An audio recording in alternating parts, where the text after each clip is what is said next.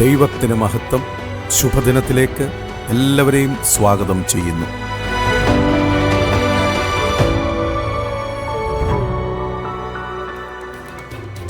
നമ്മെ വാനോളം കരുതുന്ന യഹോവയെ വാഴ്ത്തിടുവിൻ. തന്റെ നാമത്തെ എന്നെന്നും സ്തുതിച്ചിടുവിൻ, സ്തുതിച്ചിടുവിൻ. ഹല്ലേലൂയ ഹല്ലേലൂയ പാടിടാം, എല്ലാ നാളും യേശുവെ സ്തുതിച്ചിടാം. ഹല്ലേലൂയ ഹല്ലേലൂയ പാടിടാം, എല്ലാ നാളും യേശുവെ സ്തുതിച്ചിടാം. നമ്മെ വാനോളം കരുതുന്ന യഹോവയെ വാഴ്ത്തിടുവിൻ. തന്റെ നാമത്തെ എന്നെന്നും സ്തുതിച്ചിടുവിൻ, സ്തുതിച്ചിടുവിൻ. 1 യോഹന്നാൻ 3:13 സഹോദരന്മാരെ, ലോകം നിങ്ങളെ പകയ്ക്കുന്നുവെങ്കിൽ ആശ്ചര്യപ്പെടരുത്. ജീവിതത്തിൽ ലോകം മുഴുവൻ നമുക്കെതിരായി പ്രവർത്തിക്കുന്നു എന്ന് തോന്നുന്ന ചില സീസണുകൾ ഉണ്ടാകാറുണ്ട്. ദൈവത്തിൻ്റെ നടത്തിപ്പിനെ പിന്തുടരുന്നുവെങ്കിലും എതിർപ്പും കൊടുങ്കാറ്റുകളും തിരിച്ചടികളും ചുറ്റിപ്പറ്റുന്നു. ഒരു കൊടുങ്കാറ്റ് നേരിടേണ്ടി വരുമെന്നറിയാമായിരുന്നിട്ടും യേശു തൻ്റെ ശിഷ്യന്മാരെ ഗലീല കടലിലേക്ക് അയച്ചു. അവരെ ഉപേക്ഷിക്കാനല്ല, മറിച്ച് ഒരാഴമേറിയ പാഠം അവരെ പഠിപ്പിക്കാനാണ് അതനുവദിച്ചത്. ലോകത്തിലെല്ലാം നമുക്കെതിരായിരിക്കുമ്പോൾ ദൈവം നമ്മുടെ പക്ഷത്താണ്. യാക്കോബിനെ പരിഗണിക്കുക.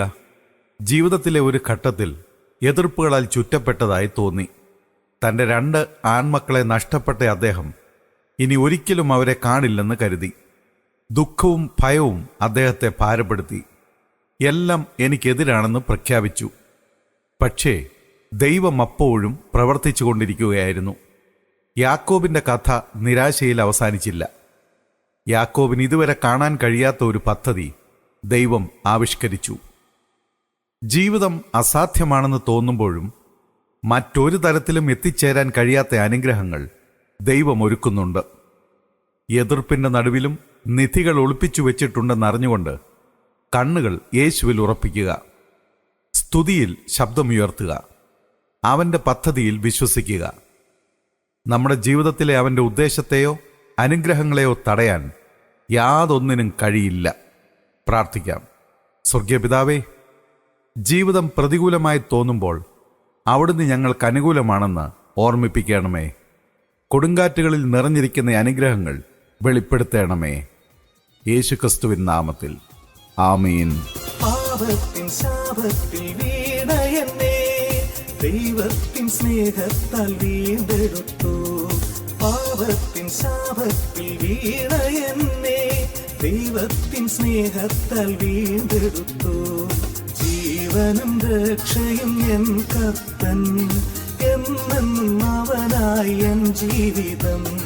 ജീവനും രക്ഷയും എൻ കർത്തൻ, എന്നെന്നും അവനായി എൻ ജീവിതം.